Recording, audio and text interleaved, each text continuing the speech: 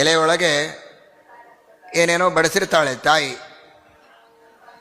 ಎಲೆಯೊಳಗೆ sweet ಅದು ಇದು ಅನ್ನ ಸಾರು ಎಲ್ಲ ಹಾಕಿರ್ತಾರೆ. ಮಕ್ಕಳ ಸ್ವಭಾವ ಗೊತ್ತಲ್ಲ, ಹೊರಗಡೆಗೆ ಏನೋ ಡಮ ಅಂತ ಬಾರಿಸಲಿಕ್ಕೆ ಶುರು ಮಾಡಿದ್ರು ಅಂದರೆ ಓಡಿ ಹೋಗ್ತಾವೆ ಏನೋ ನೋಡೋದಕ್ಕೆ. ಅವುಗಳಿಗೆ ಹೊಟ್ಟೆ ತುಂಬ ಊಟ ಆಗಿಲ್ಲ, ಹಾಗೆ ಎದ್ದು ಹೋಗಿಬಿಟ್ರೆ ಆಮೇಲೆ ಹಸಿವೆ ಆಗುತ್ತೆ, ತೊಂದರೆ ಆಗ್ತದೆ, ಇಷ್ಟೆಲ್ಲ ವಿವೇಕ ಇರ್ತದ? ಇಲ್ಲ. ಹೊರಗೇನೋ ಬಂದಿದೆ ನೋಡ್ಲಿಕ್ಕೆ ಹೋಗಬೇಕು ಅಂತ ಸಾಕು, ಊಟ ಅಲ್ಲಿಗೆ ಬಿಟ್ಟು ಓಡಿ ಹೋಗ್ತದೆ. ತಾಯಿ ಏನು ಹೇಳ್ತಾಳೆ ಅವಾಗ? ನಿನಗೆ ನೋಡಬೇಕು ಅಂತ ಅಪೇಕ್ಷೆ ಇದೆಯಲ್ಲ, ಅಲ್ಲಿ ಹೊರಗೆ ಆಗುವ ವಾದ್ಯ ನರ್ತನ ಅದನ್ನೆಲ್ಲ ನೋಡಬೇಕು ಅಂತ ಅಪೇಕ್ಷೆ ಇದೆಯಲ್ಲ, ಅವಶ್ಯ ಹೋಗು, ಬೇಡ ಅನ್ನೋದಿಲ್ಲ. ನಿನಗಿನ್ನೇನೂ ಹಾಕೋದಿಲ್ಲ, ನಾನು ಬಡಿಸೋದೇ ಇಲ್ಲ, ಆದರೆ ಬಡಿಸಿದ ಮಾತ್ರ ಚೆಲ್ಲಬೇಡ, ತಿಂದು ಹೋಗು ಅಂತ ಅಷ್ಟೆ.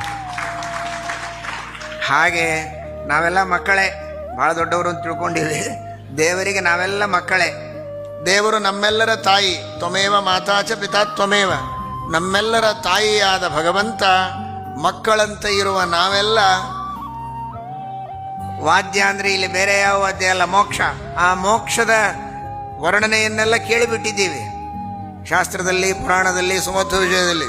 ಮೋಕ್ಷ ಅಂದ್ರೆ ಹಾಗಿರ್ತದೆ ಹೀಗಿರ್ತದೆ ಅಂತ.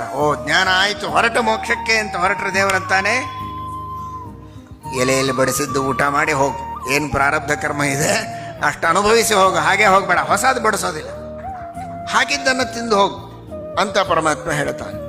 ಆಗ ಅದನ್ನು ಅನುಭವಿಸಿ ನಾವು ಹೋಗ್ತೇವೆ. ಇದು ಕರ್ಮ ಸಿದ್ಧಾಂತ. ಆದರೆ ಕರ್ಮದ ಬಂಧನದ ಮೋಚನೆ ಮಾತ್ರ ನಾನೆಲ್ಲ ಅನುಭವಿಸಿ ಮುಗಿಸ್ತೇನೆ ಅನ್ನೋದು ಸುಳ್ಳು. ಅನುಭವಿಸಿ ಮುಗಿಸ್ಲಿಕ್ಕೆ ಆಗೋದೇ ಇಲ್ಲ, ಮುಗಿಸುವಾಗ ಮತ್ತೆ ಹೊಸದಾಗ್ತಾ ಇರ್ತದೆ.